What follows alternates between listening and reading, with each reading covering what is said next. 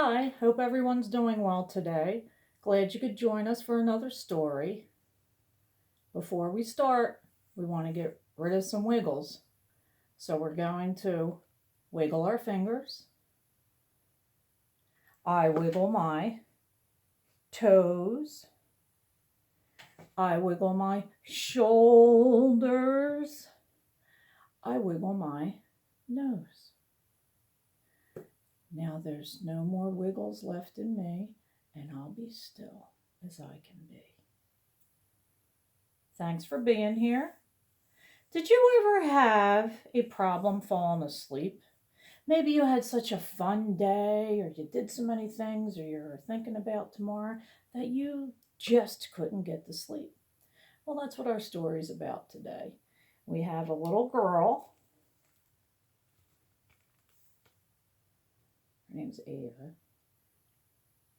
And look, she has all these sheep around there. So this is Can't Sleep Without Sheep. And it's by Susquehanna Leonard Hill.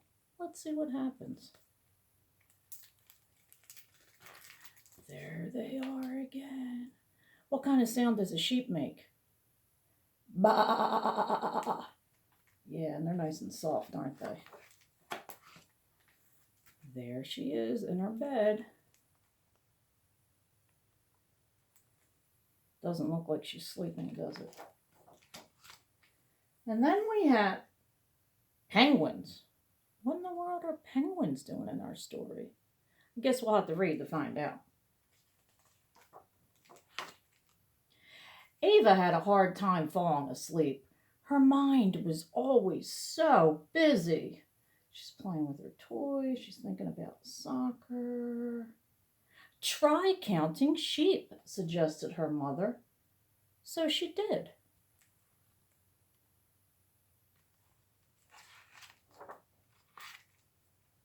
One sheep jumping over the fence, two sheep jumping over the fence, three sheep jumping over the fence. But her mind was full of ideas and questions, thoughts of today and plans for tomorrow. Night after night, the sheep had to jump the fence many times. That sheep doesn't look too happy, does he?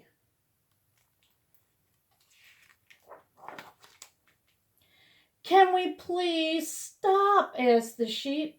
We're exhausted. No, I need you to keep jumping, said Ava. In that case, said the sheep, we quit. You can't quit, said Ava. How will I get to sleep? Don't worry, we'll find a replacement, they promised. Wow, what kind of animal is that? Horses seemed like the best choice, but they were so beautiful that Ava made the fence higher and wider to see how well they could jump. Horses are too much fun, said the sheep. We need somebody less pretty. Send in the chickens. What kind of sound does a chicken make? The chickens tried to get over the fence. They wanted to get over the fence. Boink! Ava laughed and laughed, but she did not go to sleep. We need somebody less ridiculous, said the sheep. Pigs? What kind of sound does a pig make? Oink, oink, oink, oink, oink. The pigs were not in any hurry. One pig over the fence, said Ava. Then she had to wait while the others stopped to snack. What's he eating? This one's just chilling back here. Pigs are too slow, decided the sheep. What kind of animal's this? It's a cow, isn't it? What kind of sound does a cow make? Mm. The cows were a complete disaster. What did he do? Did he go over the fence or through the fence? That's not good. She has her pillow in front of her face. Ah! This was harder than the sheep thought. But they were just getting started.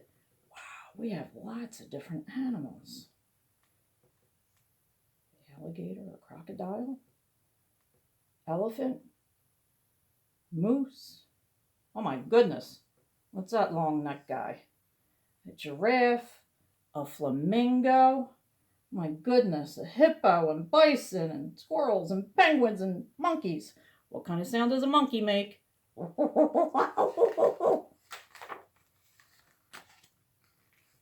The penguins looked at the fence, then looked at themselves. We need a plan, they said. What are they going to do? That's a catapult. He's cranking it up.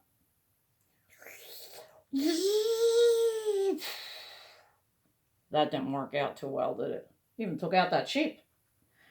Next, said the sheep.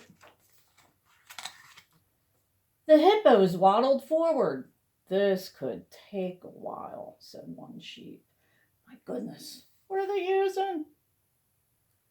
Picking them up.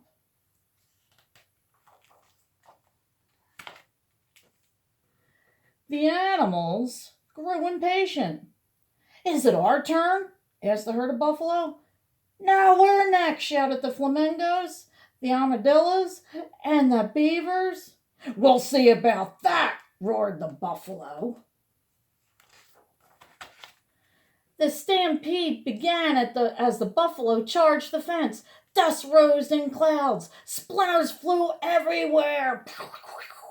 Oh, it was just chaos. My goodness. Stop, cried Ava. I'll never get to sleep this way. Wow, said the sheep. Who knew we'd be so hard to replace? I knew, Ava said. You always show up for work. You line up nicely and jump calmly. You're fluffy and peaceful and perfect. Well, said one sheep, it's nice to be appreciated. Please, will you stay, begged Ava. I need you to help me fall asleep. Don't worry, said the sheep. You can count on us. So she did. Look, she's sleeping very nicely here. And look, this sheep is now smiling. You did a good job listening to the story. How about we get up and move around a tiny bit? Let's see if you see anything around your house that's red. I like the color red. Do you see anything red? We even have red here on the construction paper. Since you saw something red, touch your head. Since you saw something red, touch your head. Since you saw something red, since you saw something red, since you saw something red, touch your head. What other color should we look for? How about blue? I love the color blue. Can you look around and find some blue? This is a light blue, but you could also do dark blue. Since you saw something blue, touch your shoe. Since you saw something blue, touch your shoe. Since you saw something blue, since you saw something blue, since you saw something blue. Wait a second. Go. Chew. Oh my goodness. If you sneeze, make sure you sneeze into your elbow or your shoulder, not into your hands, right? Because we don't want to spread any germs. How about look around your house? Do you see anything black? I see some black on my lamp back here. But we got the color black. Since you saw something black, tap your back. Since you saw something black, tap your back. Since you saw something black, since you saw something black, since you saw something black, tap your back. Good job. How about brown? We got a lot of brown in a lot of places. Like my desk is brown. This construction paper is brown. Since you saw something brown, touch the ground. Since you saw something brown, touch the ground. Since you saw something brown, since you saw something brown, since you saw something brown. Make sure you're listening. Turn around. Jump up and down. Touch the ground. And sit back down. Good job. Now, April is also, that's the month we're in, April is National Poetry Month. So in honor of that, I wanted to read a short little poem. This is from the book Where the Sidewalk Ends. And the poems and the drawings are by Shel Silverstein. Just going to read you a short one. It's called Hug a War. We don't need to see him right now because he might come back later on. Hug a war.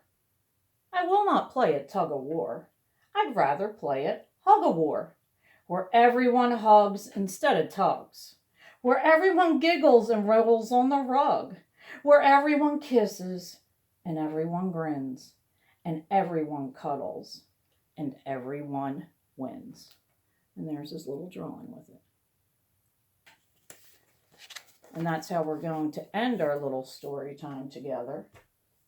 And I hope you listen to that poem and that you're very kind to each other and give hugs instead of tugs. Have a great day.